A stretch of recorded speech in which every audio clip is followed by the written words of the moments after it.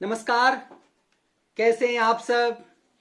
प्रधानमंत्री नरेंद्र मोदी बांग्लादेश की यात्रा पर हैं, ठीक उसी वक्त जिस समय बंगाल में चुनाव हो रहा है। बंगाल का विभाजन भारत विभाजन का आधार बना था। बंग भंग के विरोध में स्वतंत्रता सेनानियों ने उस समय जबरदस्त आंदोलन चलाया था। कहते हैं भारत के विभाजन में जो महत्वपूर्ण भूमिका है वो आज बने बांग्लादेश के हिस्से की ही है। वहीं से सबसे पहले भारत विभाजन के लिए अलग पाकिस्तान की मांग की आवाज उठी थी।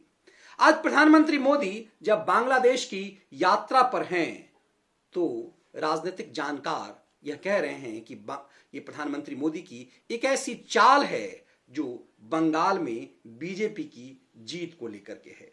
लेकिन क्या मोदी इतनी हल्की चाल चलते हैं, इतना हल्का दांव चलते हैं? प्रधानमंत्री नरेंद्र मोदी बांग्लादेश में उसकी 50वीं आजादी की वर्षगांठ पर मुख्य अतिथि हैं। बांग्लादेश ने पिछले साल भी उन्हें मुख्य अतिथि के लिए आमंत्रित किया था, लेकिन कोरोना काल के कारण प्रधानमंत्री मोदी ने अपनी यात्रा स्थगित कर दी। बांग्लादेश ने अपना यह समारोह भी स्थगित कर दिया क्योंकि पूरी दुनिया कोरोना से ग्रसित हो चुका था।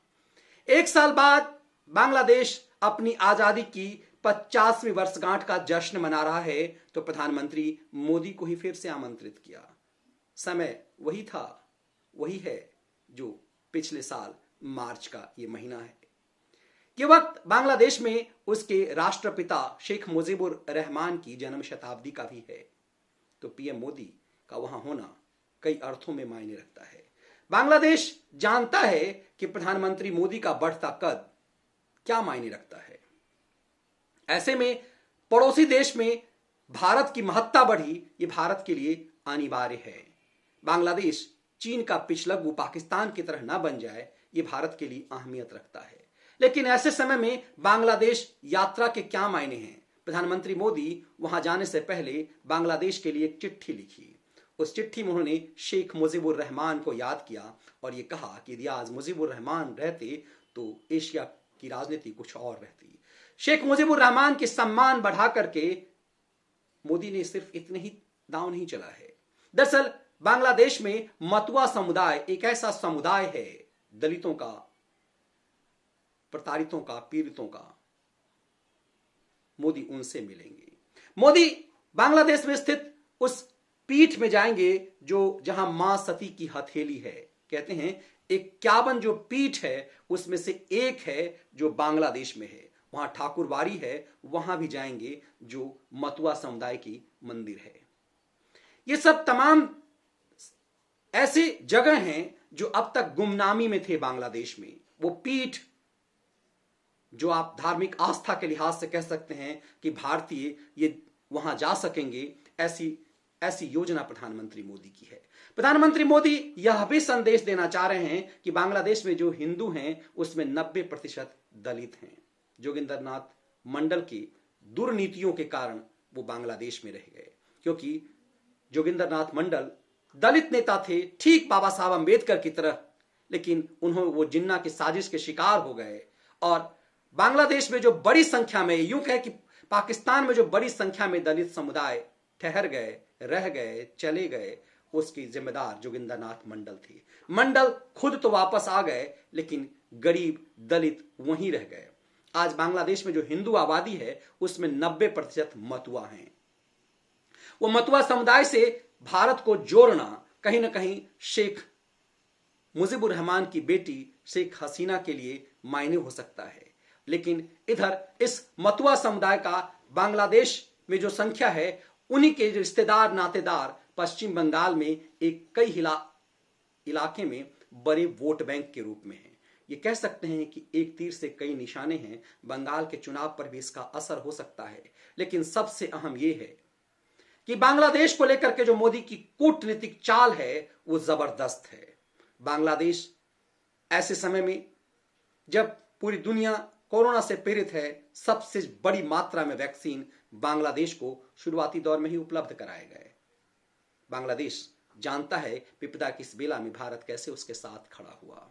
बांग्लादेश को पता है कि आज यदि वो आजादी की सांस ले रहा है तो उसमें भारत की कितनी बड़ी भूमिका है।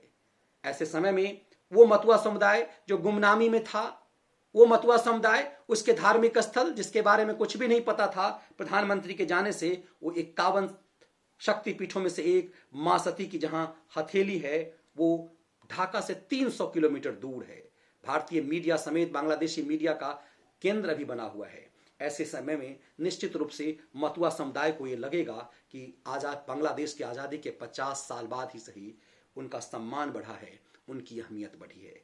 ये ऐसा अवसर है जिसको प्रधानमंत्री मोदी भुनाना चाह रहे हैं। प्रधानमंत्री मोदी कोई भी दांव यूं ही नहीं चलते। बांग्लादेश का सम्मान बढ़ा रहे हैं, शेख मुजीबुर रहमान के बारे में जिस तरह की बातें वो कर रहे हैं, इससे साफ है कि बांग्लादेश का वो गोपालगंज इलाका जो शेख मुजीबुर रहमान का जिला, जो जन्मस्थली जिला है, वहां पर मतुआ समुदाय की संख्या वहां ज्यादा है। प्रधानमंत्री वहां भी जाएंगे और वहां की मंदिर में वो भगवान के दर्शन करेंगे। ये तमाम चीजें दर्शाती हैं कि ऐसे समय में जब पाकिस्तान में बेचैनी है कि नरेंद्र मोदी को मुख्य अतिथि क्यों बनाया बांग्लादेश ने, माना जा रहा है कि मोदी का विरोध भी वहां बड़े पैमाने पे हुआ। उस हवाई अड्डे पर मोदी का विरोध एक दिन पहले ही हुआ जब वो बांग्लादेश पहुंचने वाले थे और कुछ ऐसे अतिवादी संगठनों ने विरोध किया नरेंद्र मोदी का, उन्हें एक हिंदूवादी नेता के रूप में बता करके। लेकिन बांग्लादेश के विदेश मंत्री अब्दुल मोमिन ने कहा कि हमारी सरकार पूरी तरह से प्रधानमंत्री मोदी के सम्मान में है और इस तरह के किसी भी आवाज उठाने वालों को के साथ सख्ती से पेश आया जाएगा।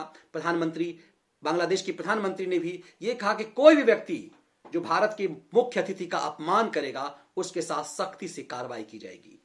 बांग्लादेश के प्रधानमंत्री का स्वयं भारत के प्रधानमंत्री के स्वागत में एयरपोर्ट पे होना कई संकेत देता है कि बांग्लादेश ने भारत का क्या सम्मान किया है। ऐसे समय में विदेश मंत्री का यह कहना कि चीन से हमारे व्यावसायिक रिश्ते हो सकते हैं, भारत के साथ हमारे भावनात्मक रिश्ते हैं, यह दर्शाता है कि पड़ोस में पाकिस्तान एक देश है, बांग्लादेश पाकिस्तान की तरह न बन जाए। इसीलिए क्योंकि पड़ोस में एक ऐसा देश आपका होना बहुत जरूरी है कि दुख सुख में आपके साथ हो, आपके साथ खड़ा हो सके। प्रधानमंत्री मोदी के इस कूटनीतिक चाल को जो सिर्फ बंगाल के चुनाव से जोड़ रहे हैं, वो मोदी को हल्के में ले रहे हैं। दरअसल बांग्लादेश की मोदी की यात्रा एक बड़ी अंतर्राष्ट्रीय कूटनीतिक चाल है जिस पर पूरी दुनिया की नजर है। बहुत बहुत धन्यवाद।